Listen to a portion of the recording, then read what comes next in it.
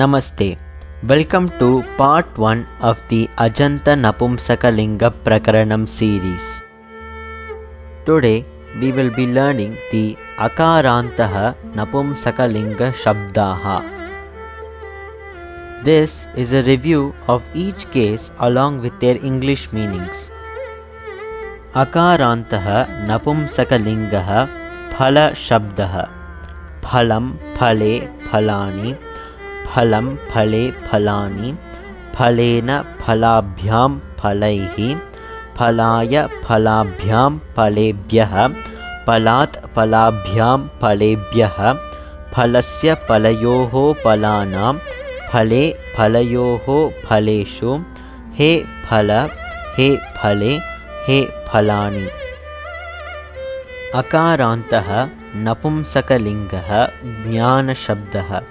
Jnanam Jnane Jnanani Jnanam Jnane Jnanani Jnanena Jnanabhyam Jnanaihi Jnanaya Jnanabhyam Jnanebhyah Jnanat Jnanabhyam Jnanebhyah Jnanasya Jnanayoho Jnananam Jnane Jnanayoho Jnaneshu He Jnana He Jnane He Jnanani.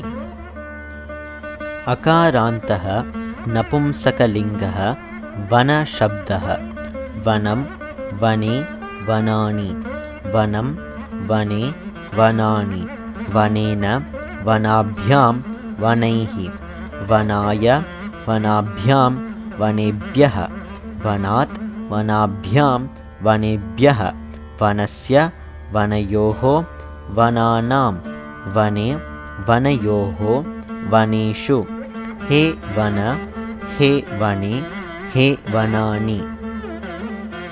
Akarantaha Napumsakalingaha Dhana Shabdaha. Dhanam Dhane Dhanani Dhanam Dhane Dhanani Dhanena Dhanabhyam Dhanaihi Dhanaya Dhanabhyam Dhanebhyah Dhanat Dhanabhyam Dhanebhyah Dhanasya Dhanayoho Dhananam Dhane Dhanayoho Dhaneshu He Dhana He Dhane He Dhanani. Akarantaha Napumsakalingaha Netra Shabdaha.